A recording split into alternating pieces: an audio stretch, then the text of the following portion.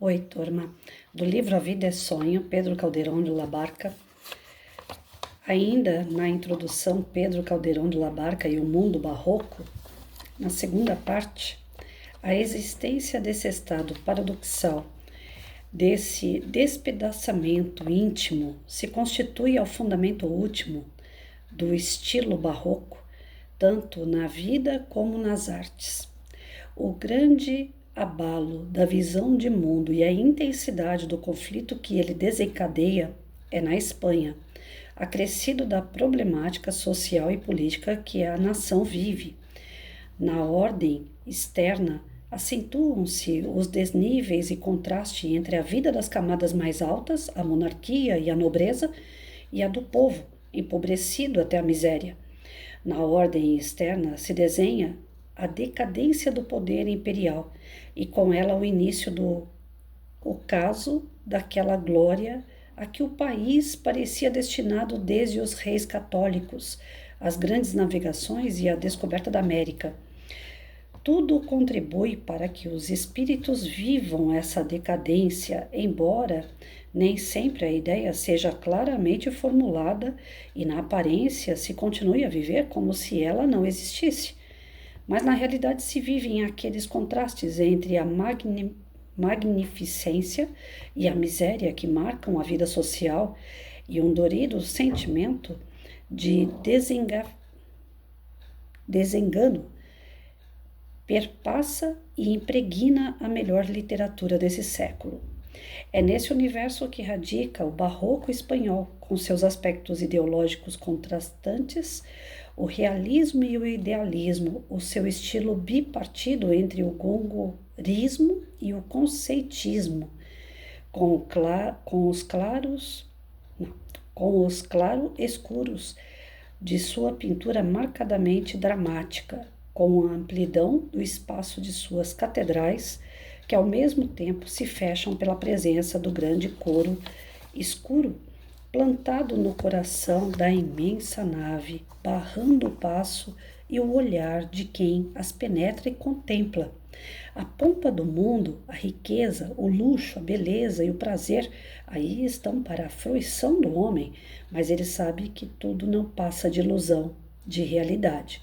Nunca se sabe onde começa a realidade, onde termina a aparência.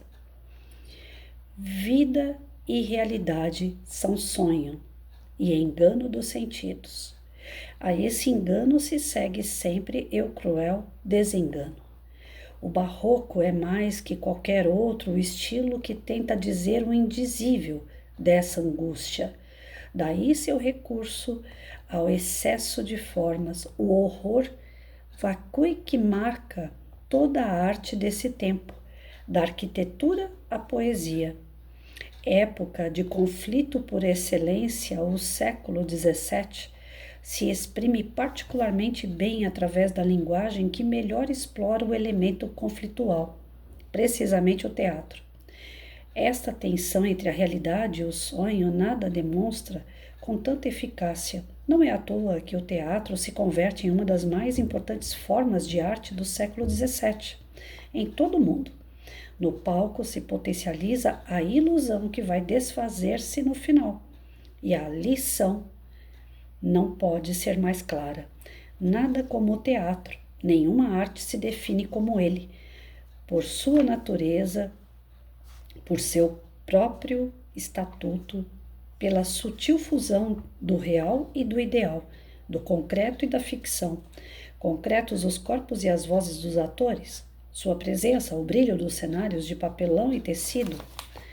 Impalpáveis os ideais, as convicções, os sonhos, a ficção criados pelas palavras do poeta que suspendem por 2 ou 3 horas a insignificância da vida cotidiana.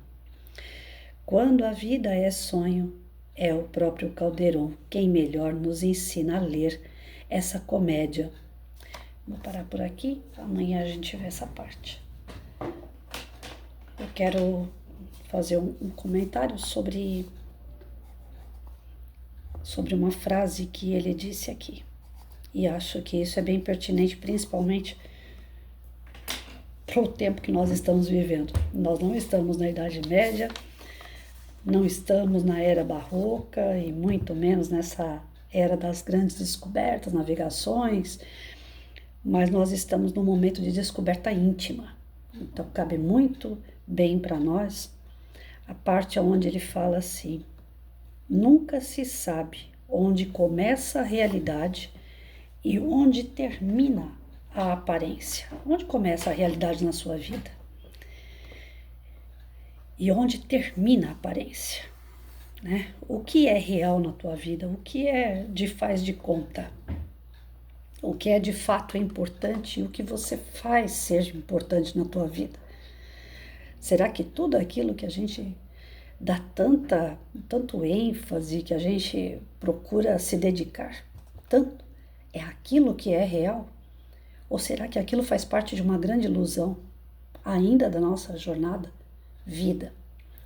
A nossa vida ela se confunde o tempo todo entre coisas que de fato têm um significado, têm a devida importância e nós vamos caminhar junto com isso para a eternidade, e tem coisas que são passageiras, que a gente dá tanta importância, que a gente dá tanto ênfase e depois a gente fica frustrado, porque a gente vê que aquilo é passageiro, só fez parte de um processo, só fez parte de um momento, né? Algumas pessoas, elas vivem o momento, não é isso? Tem pessoas que com quem você conversa, você fala assim, você tem planos para o futuro? A pessoa fala assim, não, eu vivo o momento, eu vivo o aqui e agora, né? Eu não sei se eu vou estar vivo amanhã. Tem algumas pessoas que falam, deixa a vida me levar, né? O que acontecer para mim é lucro. Então, o que de fato na nossa vida tem importância? Que a gente hoje vive o momento, que a gente deixa a vida levar porque é bom e continua, segue em frente. O que de fato é a nossa essência, o que de fato nós temos, né? Eu tenho esse lápis. É real? É, ele é real. Ele é palpável, ele é material, eu posso descrever ele, eu estou vendo ele é real. Mas ele ao mesmo tempo é uma ilusão. Aí vocês vão falar assim, Patrícia, mas você tá ficando doida. Como que ele é uma ilusão se nós estamos vendo, se a gente pode pegar, se ele tem uma utilidade, se eu posso descrever ele? Ele é ilusão porque à medida que eu uso ele, eu vou apontando, apontando, apontando. E vai chegar uma hora que esse lápis vai desaparecer. Então ele é uma ilusão. Ele não é algo para a vida inteira. É algo que neste momento ele começa como se fosse uma realidade, mas ele acaba numa ilusão. Daqui a algum tempo alguém vai falar para mim assim, Patrícia, cadê aquele lápis que você estava fazendo anotação? Eu vou falar, ih, não existe mais. Era uma ilusão. Assim é algumas coisas na nossa vida. Muitas delas a gente dá uma importância tão grande, a gente dá aquele ênfase, a nossa essência, é tudo para mim, eu quero, é meu, eu vou poder, eu vou conquistar. No começo realmente é uma realidade. Mas e depois? Você quer ter um carro. Você vai trabalhar dia e noite, fazer horas extras para ter o carro, aquele carro dos sonhos. Se tornou realidade, está na tua garagem. Que maravilha. Você desencarna. E aí? Você vai de carro para o plano espiritual? Era uma ilusão. Era algo real, palpável, material, mas de utilidade para pouco tempo, porque você não vai poder carregar com você. Então, a nossa realidade, o que é nosso de verdade, o que não termina em ilusão? O eu. Eu, Patrícia, não sou uma ilusão. Para onde quer que eu esteja, eu vou continuar sendo Patrícia. Eu sou espírita, o canal não é sobre espiritismo, mas eu acredito em reencarnação. Então, se alguém puder me falar que eu, Patrícia, não vou ser sempre Patrícia, a gente brincaria dentro do espiritismo que eu posso virar João, Maria, José, Pedro, Paulo, Chico. Eu posso ser qualquer outro nome, porque eu vou reencarnar com nomes e corpos diferentes. Mas a minha essência, a essência da Patrícia, Essa não é uma ilusão. Essa é real. Para onde quer que eu vá, essa essência existe. E ela não diminui, ela não gasta, ela não some. Ela existe. Ela é real. Então, no nosso mundo material, nós temos esse grande problema. Nós achamos que tudo aquilo que nós vemos, que nós pegamos, que nós descrevemos, tudo que é material, é uma grande realidade, né? E não é. É sonho. É sonho realizado que vira vapor, que vira ilusão com o passar do tempo, que acaba apenas na aparência. A gente tem isso como uma realidade, mas na verdade é só aparência. A gente vê hoje, nós não estamos na época do Caldeirão, mas vivemos como se fosse na época dele. O que importa hoje para as pessoas é o tipo de vida que elas levam. Se uma pessoa, já aconteceu isso comigo, eu saí do serviço, mulambenta, depois de 6 horas de serviço, 6 não, 8 horas de serviço. Tava mulambenta, tava cansada. Professora carrega tudo na mochila. Minha mochila tava lotada de coisa, desde marmita, pano, toalha, caderno, livro, tudo que vocês podem imaginar, o professor carrega numa mochila. Aquela mochila grande, pesada, rasgada, porque para trabalhar você não vai usar a mochila né? Você vai usar uma mochila mais ou menos. Então, minha mochila rasgada, estrupiada, tanto quanto eu. Então, tava o pó da rabiola. E eu precisava comprar uma cesta numa loja de nome, né, conhecido, onde os produtos são caros. E eu precisava de uma cesta com objetos de presente junto com os produtos que a loja vendia. Quando eu entrei na loja, a loja pequenininha, mas ali naquela loja entra gente bem vestida, entra gente que tem um dinheiro, não é? É um produto que você compra no mercado, é um produto mais caro. Então, é pessoal que é de classe média, pelo menos, que entra ali, né? Enfim, eu entrei daquele jeito, toda mulambenta. E veio a vendedora. Aí eu falei para ela assim, moça, eu não entendo de presente para homem. Eu tenho uma dificuldade muito grande para presentear homem. Mulher, eu sei que qualquer chocolate, qualquer flor, tá bom. Mas homem não. Homem, dependendo daquilo que você der, ele vai falar obrigado por educação, mas vai jogar fora. E o negócio é caro para jogar fora. Eu preciso de uma cesta que venha com um presente e com os seus produtos.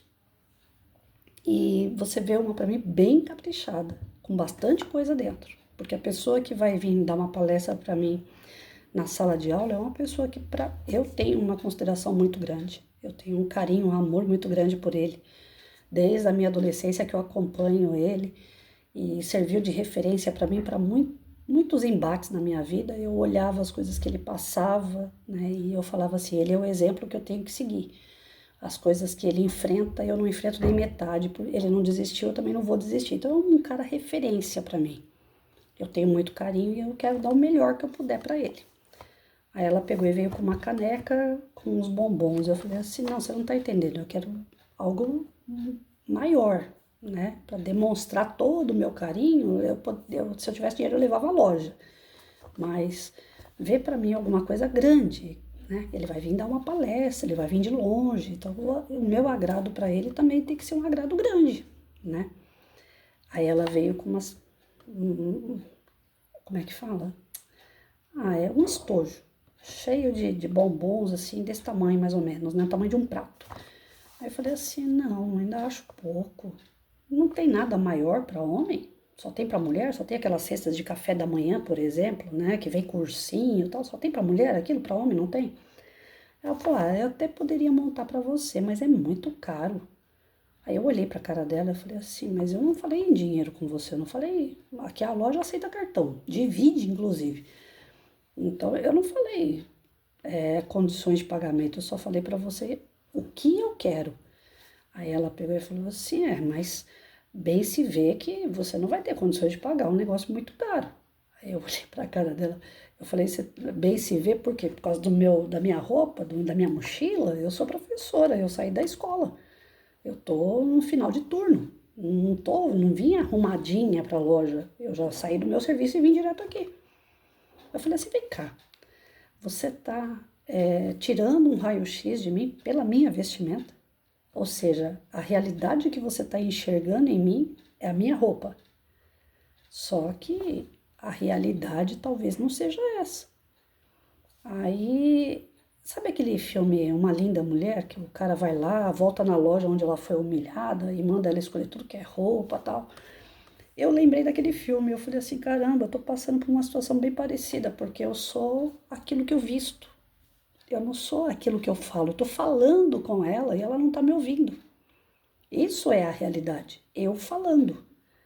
Agora, aquilo que eu visto, aquilo que eu represento, não quer dizer nada, né? Eu poderia estar muito bem vestida e dar um calote na loja. Isso não quer dizer nada.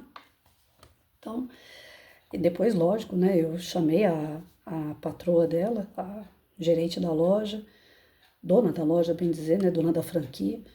Conversei com ela, falei, olha, sua funcionária, ela discriminou, né? Eu comprei a cesta, acabei chegando num comum acordo, comprei a cesta.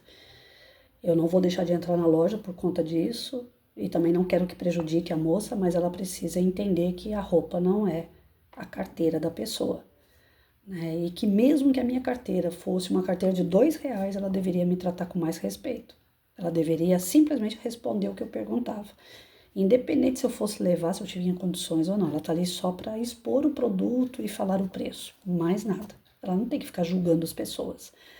Então nós vivemos hoje, nos dias de hoje, o que o Caldeirão vivia na época dele lá na Espanha. A mesma coisa. Quem é rico vive na riqueza, na euforia de ter. Quanto mais ter, mais a pessoa acha que é. E os que não têm vivem na tristeza de não ter. Ou seja, tanto um lado como o outro não aproveita o seu momento, não vive. E o que vive, vive de ilusão. E eu acho que é isso que mais me cativou no livro, porque eu nunca vivi de ilusão. Eu já morei em casa com os meus pais que me deram tudo que podiam eles me deram. Eu saí da casa dos meus pais sem ter nada, só a roupa do corpo, não levei nem troca de roupa, porque eu fugi de casa para casar. Fiquei 2 anos com meu marido, quebrando a cabeça para poder morar em algum lugar bom, ter roupa, ter trabalho. Depois de 2 anos, poder formar de fato a nossa família, ter um filho, criar e educar esse filho, manter esse filho. Fiquei viúva, com punho de aço, eu mantive uma casa, mantive o filho, e tudo isso sem ilusão. Se eu tivesse ilusão quanto ao ter, eu já teria morrido desde o dia que eu saí da casa dos meus pais. Então, ilusão, não. A gente tem que viver de sonhos, de expectativas, com o pé no chão. Sempre dentro de uma realidade chamada vida. Essa é a nossa importância.